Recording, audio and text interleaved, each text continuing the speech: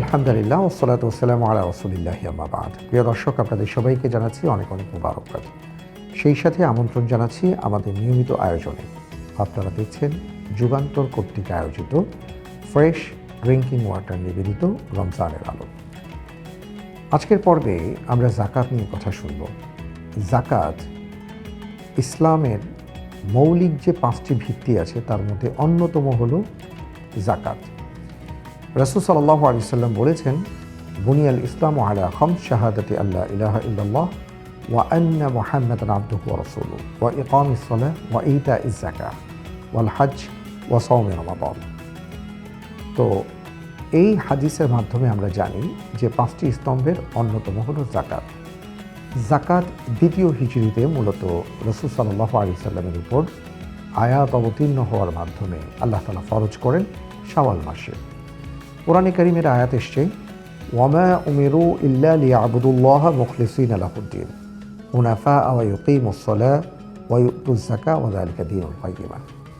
যে আল্লাহর পক্ষ থেকে নির্দেশ এসছে যে তারা যেন একনিষ্ঠভাবে দিন পালন করে বা আল্লাহর ইবাদত করে, এবং তাদেরকে নির্দেশ দেওয়া হয়েছে তারা যেন সালাত কায়েম করে যাকাত আদায় করে। এই আয়াতটির মাধ্যমে ইসলামের রোকন বা মূল ভিত্তির অন্যতম হলো যাকাত। যাকাত কে দেবেন, কিভাবে দিবেন, কার উপর যাকাত ফরজ? যাকাতের কিছু আভিধানিক অর্থ আছে, যেমন যাকাতের অর্থ হলো আন্নুমা, বৃদ্ধি পাওয়া, আল বারাকা, বরকত, আত্মহুর, পবিত্রতা। এইভাবে যাকাতের বেশ কিছু অর্থ আসছে। অর্থাৎ যাকাত দানের মাধ্যমে সম্পদ কমে না, সম্পদ বাড়ে।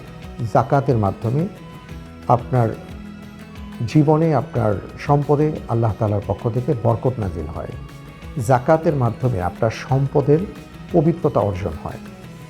আর পারিভাষিকভাবে যদি বলি তাহলে যাকাত হলো সেই জিনিস যে কোনো ব্যক্তি, সুস্থ সবল ব্যক্তি, তিনি তার সহায় সম্পদ খরচের পরে যদি তার কাছে অতিরিক্ত 7.5 ভরি স্বর্ণ অথবা 52.5 তোলা রূপা অথবা সমপরিমাণ অর্থ বা এগুলো মিলিয়ে কোনো কিছু অতিরিক্ত থাকে তার খাওয়া পড়ার পরে, এবং সেটা যদি 1 বছর অতিক্রম করে, তার উপরে আল্লাহ তাআলা শতকরা 2.5% যাকাতকে ফরজ করেছেন।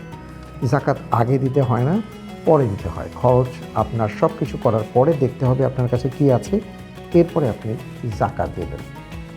এবং এই যাকাত দেয়াটা যার উপর আল্লাহ ফরজ করেছেন এটা তার ইবাদত। তিনি যদি সঠিকভাবে যাকাত আদায় না করেন তাহলে আল্লাহ সুবহানাহু ওয়া তাআলার কাছে তিনি অপরাধী বলে সাব্যস্ত হবেন। এবং কোরআনে কারীমের সূরা তওবার মধ্যে আসছে, এই সম্পদ গলিত তামা করে তার শরীরের বিভিন্ন অঙ্গে সিল মোহর হিসাবে ব্যবহার করা হবে এবং তাকে উল্টো করে জাহান্নামে নিক্ষেপ করা হবে। কাকে যাকাত দেওয়া হবে এই ব্যাপারে কোরআনে কারীমের সূরা তওবার 60 নম্বর আয়াতে আসছে, ইন্নামাত তাওবাতু লিল ফুকারা ওয়াল মাসাকিন ওয়াল আমিলিনা আলাইহা ওয়াল মুআল্লাফাতি কুলুবুহুম ওয়া ফির রিকাব ওয়াল গারিমিনা ওয়া ফি সাবিলিল্লাহি ওয়া ফিস সাবিল। এখানে 8 শ্রেণীর কথা আল্লাহ তাআলা উল্লেখ করেছেন।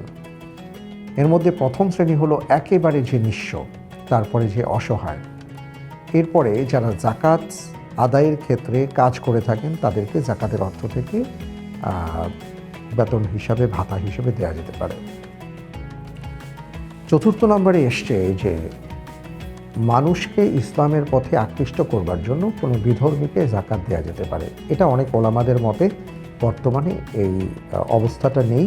আবার অনেক আলেমদের মত হলো যে আপনি যদি কখনো এমন সিচুয়েশন ক্রিয়েট হয় যে আপনি তাদেরকে ইসলামের পথে আহ্বান করতে চান বা দাওয়াতি কার্যক্রম করতে চান, এবং আপনার যদি মনে হয় যে যাকাতের অর্থ দিয়ে তাদেরকে উদ্বুদ্ধ করবেন, দ্বীনের প্রতি আকৃষ্ট করবেন, তাহলে এখনও সেই পথ আছে। এরপরে আসছে অফির রেকব, যে এমন যদি কোনো গোলাম, কোনো ব্যক্তি কোথাও আবদ্ধ হয়ে যায় এবং তার একটা পণ বা একটা সঠিক অর্থ তাকে দিলে সেখান থেকে সে বের হতে পারে, যেটা আগে আমরা গোলাম আজাদের ক্ষেত্রে দেখতে পাই যে গোলামকে আজাদ করবার জন্য এমন পদ্ধতি ছিল যে তাদের একটা মূল্য নির্ধারণ করা হতো, যে গোলাম যদি মূল্যটা পরিশোধ করতে পারে মালিককে তাহলে সে আজাদ। তো ইসলাম বলেছে যে এই ক্ষেত্রে তাকে যাকাত দিয়ে তাকে মুক্ত করার ব্যবস্থা করা। এখান থেকে অনেক আলেম মনে করেন যে কেউ যদি জুলুমের শিকার হয়ে কারাবন্দী জীবনযাপন করেন এবং তিনি যদি এমন অবস্থা হয় যে তার সাহায্য করার কেউ নেই, তখন তাকে যাকাতের অর্থ থেকে তাকে মুক্ত করার ব্যবস্থা নেওয়া যাবে। এরপরে আমরা আরেকটা ভাগ দেখি, সেটা হলো যে অল গরিমিন, ঋণগ্রস্ত ব্যক্তি। এটা এমন অসংখ্য ঋণী ব্যক্তি আছেন যাদেরকে দেখলে বোঝা যায় না, কিন্তু তিনি তার ঋণ পরিশোধ করতে পারছেন না। আপনি তাকেও যাকাত দিতে পারবেন তার ঋণ পরিশোধ করার জন্য। ওয়াফি সাবিলিল্লাহি, আল্লাহর পথে। আল্লাহর পথে এটা একটা বিশাল ব্যাপক বিস্তৃত বিষয়। এখানে আল্লাহ তাআলা দ্বীন প্রচার এবং প্রসারের ক্ষেত্রে যত কার্যক্রম আছে এই সকল ক্ষেত্রে আপনি যাকাত দিতে পারবেন। ওয়াবিনিস সাবিল, পথের মানুষ বা মুসাফির। তিনি হয়তো তার রাষ্ট্রে তার অঞ্চলে তিনি ধনী, কিন্তু তিনি মুসাফির অবস্থায় যদি নিঃস্ব হন, তাহলে তাকে যাকাতের অর্থ দিয়ে সাহায্য করা যাবে। এই 8 শ্রেণীর কথা পবিত্র কোরআনের মধ্যে আসছে। ইসলামের সোনালী যুগের ইতিহাস বলে, নবীজি সাল্লাল্লাহু আলাইহি সাল্লাম যখন যাকাত ফরজ করলেন, সাহাবায়ে কেরাম আজমাইন যখন যাকাত দেওয়া শুরু করলেন, এমন একটা অবস্থা হয়েছিল যে যাকাত দেওয়ার ক্ষেত্রে আমরা তো যাকাতের শাড়ি দিই, যাকাতের লুঙ্গি দিই, অথচ যাকাতের শাড়ি লুঙ্গি নামে কোনো যাকাত নেই। কেউ দেখা যায় যে যাকাত দিবেন বলে ঘোষণা দেওয়া হয়, তার বাড়িতে শত শত মানুষের একটা ভিড় লেগে থাকে এবং সেখানে অসংখ্য মানুষ যাকাত হয়ে যান, মৃত্যুবরণ করেন। এইভাবে যাকাত আদায় করার নিয়ম নেই। সোনালী যুগের ইতিহাস বলে যে মানুষ ঘর থেকে বের হয়েছে, বের হয়ে দেখে যে তার সামনে যাকাতের অর্থ অথবা যাকাতের সম্পদ, কিন্তু কে দিয়ে গেছে, কখন দিয়ে গেছে তিনি বলতে পারেন না। এইভাবে তারা যখন যাকাত আদায় করেছেন, একটা পর্যায় ছিল যে মানুষ যাকাত দেওয়ার মতন লোক খুঁজে পেত না। শত শত মাইল হেঁটে তারপরে ওনারা যাকাত আদায় করার চেষ্টা করতেন। কারণ ওনারা যখন কাউকে যাকাত দিতেন, এমনভাবে যাকাত দেওয়ার চেষ্টা করতেন রাসূল সাল্লাল্লাহু আলাইহি সাল্লামের বাণী অনুযায়ী যে তাকে ধনী বানিয়ে দাও। আর আমরা দেখি যে যাকাত দেওয়ার ক্ষেত্রে এই নিয়ম নীতির তোয়াক্কা না করে আমরা শাড়ি লুঙ্গি দিচ্ছি, আমরা যেভাবে খুশি সেভাবে যাকাত দিচ্ছি, যে কারণে সঠিকভাবে আমাদের যাকাত আদায় হচ্ছে না। এবং যাদেরকে যাকাত দেওয়া হয় প্রতি বছর তারা আবার আশায় বুক বাঁধে, আবার আসে, আবার তাদেরকে আমরা যাকাত দিই। এই জন্য অবশ্যই আমাদের যাকাত দেওয়ার ক্ষেত্রে আমাদের পরিকল্পনা করে যাকাত দেওয়া উচিত।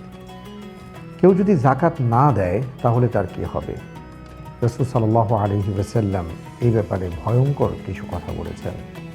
কেউ যদি যাকাত আদায় না করে তাহলে তার উপর আল্লাহর পক্ষ থেকে অভিশাপ নেমে আসবে এবং তার রিজিকের মধ্যে দুর্ভিক্ষ নেমে আসবে। যদি কোনো সমাজের লোকেরা যাকাত দিতে অস্বীকৃতি জানায়, তাহলে সেই সমাজে দুর্ভিক্ষ দেখা দিবে। এটা হাদিসের মধ্যে রাসূল সাল্লাল্লাহু আলাইহি ওয়াসাল্লাম জানিয়েছেন। পাশাপাশি পবিত্র কোরআনুল কারিমে এটাও বলা হয়েছে যে যারা মনে করে যাকাত না দিয়ে, সূরা হুমাযার মধ্যে, যে যাকাত না দিয়ে সে সম্পদ সঞ্চয় করবে, গণনা করবে, এটা তাকে দীর্ঘস্থায়ী বা চিরস্থায়ী করবে, সে যেন জেনে নেয় যে সে প্রচণ্ড ভুলের মধ্যে আছে। প্রিয় দর্শক, মূল কথা যেটা বলবো সেটা হলো যে জীবন চলার পথে আমাদের দুটো জিনিসের দরকার। একটা হলো শারীরিক ইবাদত, আরেকটি হলো অর্থনৈতিক ইবাদত। অর্থনৈতিক ইবাদত হিসাবে আল্লাহ তাআলা আমাদের যাদেরকে তৌফিক দিয়েছেন যাকাত আদায় করার, অবশ্যই তাকে যাকাত দিতে হবে। পবিত্র কোরআনের মধ্যে আসছে ওফি আমওয়ালিহিম হাক্কুল লিসাইলি ওয়াল মাহরুম। যারা সুবিধা বঞ্চিত, যারা হকদার, যারা যাকাত দেওয়ার যোগ্য, তাদের সম্পদে এদের হক আছে। সুতরাং আপনি আমি যে যাকাত দিচ্ছি, আল্লাহ তৌফিক দিয়েছেন, এটার জন্য শুকরিয়া আদায় করা দরকার, কিন্তু এটার জন্য বরত্ব প্রকাশ করা নয়, বরং আল্লাহর শুকরিয়া আদায় করি। যিনি হকদার তার কাছে আমি তার হকটা ফেরত দেব, এই নিয়তে আমরা যাকাত আদায় করব। আল্লাহ রাব্বুল আলামিন আমাদের সবাইকে তৌফিক দান করুন। আমি রমজান মাস চলছে, অনেকেরই যাকাত বর্ষ বা যাকাত মাস হিসাবে অনেকে উল্লেখ করে থাকেন। তো সেই হিসাবে আপনি আপনার যাকাতের হিসাব করুন, সঠিকভাবে পুঙ্খানুপুঙ্খ হিসাব করে যাকাত আদায় করার চেষ্টা করুন। আল্লাহ তাআলা আমাদের সবাইকে সঠিকভাবে যাকাত দেবার তৌফিক দান করুন। আল্লাহুম্মা আমিন। আমি অনুষ্ঠানের শেষ পর্যায়ে চলে এসেছি, বিদায় নেব। তার আগে আপনাদেরকে জানাচ্ছি যে আজকের তারাবিতে আমরা 21তম পারা ইনশাআল্লাহ তিলাওয়াত শুনব। সূরাতুল আনকাবুতের 45 নম্বর আয়াত থেকে শুরু হবে এবং আনকাবুত শেষ হবে, সূরা আহজাব পাবো এবং সূরা আহজাবের 30 নম্বর আয়াত পর্যন্ত ইনশাআল্লাহ তাআলা আমরা আজকে পবিত্র কোরআনুল কারীম থেকে তিলাওয়াত শুনব। তো অনেক গুরুত্বপূর্ণ বিষয় আছে, সেই বিষয়গুলোর মধ্যে আমি আপনাদেরকে যেটা বলবো সেটা হলো আল্লাহ সুবহানাহু ওয়া তাআলা সূরাতুল আনকাবুতের 62 নম্বর আয়াতে উল্লেখ করেছেন, আল্লাহু ইয়াবসুতুর রিজকা লিমান ইয়াশাউ মিন ইবাদিহি ওয়া ইয়াকদিরু লাহু ইন্নাল্লাহা বিকুল্লি শাইইন আলিম। আল্লাহ তার বান্দাদের মধ্যে যার ক্ষেত্রে ইচ্ছে তার রিজিক বাড়িয়ে দেন এবং যার জন্য ইচ্ছা তা সীমিত করেন। নিশ্চয়ই আল্লাহ রাব্বুল আলামিন সর্ববিষয়ে সম্যক অবগত। সূরাতুল আনকাবুত আয়াত নম্বর 62। জাকাতের সাথে এই আয়াতটি রিলেটেড। যারা জাকাত দেওয়ার ক্ষেত্রে গড়িমসি করে, যারা চিন্তা করে যে আমি জাকাত দিব সম্পদ কমে যাবে, তাদের জন্য এই আয়াতটা প্রণিধানযোগ্য যে না, আপনি জাকাত আদায় করলে আপনার জাকাতের মাধ্যমে সম্পদ কমবে না, বরং আল্লাহ তাআলা আপনার সম্পদ বাড়িয়ে দেবেন। কোরআনে কারীমের আয়াতের মধ্যে আসছে ইয়ামহাকুল্লাহু রিবা ওয়া ইউরবিস সাদাকাত, যে রিবা ভিত্তিক অর্থনীতি এটা ধ্বংস করে দেয়, কিন্তু জাকাত ভিত্তিক অর্থনীতি এটা প্রবৃদ্ধি দান করে। তাই আসুন প্রিয় দর্শক, আমরা আল্লাহ সুবহানাহু ওয়া তাআলা আমাদের রিজিকের মালিক সেই বিশ্বাস করে আমরা সঠিকভাবে আমাদের অর্থনৈতিক জীবনকে পরিচালনা করি। আল্লাহ তাআলা সবাইকে সেই তৌফিক দান করুন, আমিন। আমি আগামীকালকে আপনাদের কাছে যে বিষয়টি নিয়ে আসব ইনশাআল্লাহ, সেই বিষয়টি হলো রমজান ও মুসলিম ভ্রাতৃত্ব। আশা করি দেখবেন। আর আজকে একটা ছোট্ট প্রশ্ন করি, রিজিক সংক্রান্ত একটি আয়াত আমি আপনাদেরকে বলেছিলাম, সেটা কোন সূরার কত নম্বর আয়াত? যদি বলতে পারেন তাহলে আপনাদের মধ্য থেকে একজনকে ছোট্ট পুরস্কার দেওয়া হবে ইনশাআল্লাহ তাআলা যুগান্তরের পক্ষ থেকে। আজ তাহলে এই পর্যন্ত। আবার ইনশাআল্লাহ তাআলা আগামীকাল ঠিক একই সময়ে আপনাদের সাথে দেখা হবে। আল্লাহ হাফিজ। আসসালামু আলাইকুম ওয়া রাহমাতুল্লাহি ওয়া বারাকাতুহু।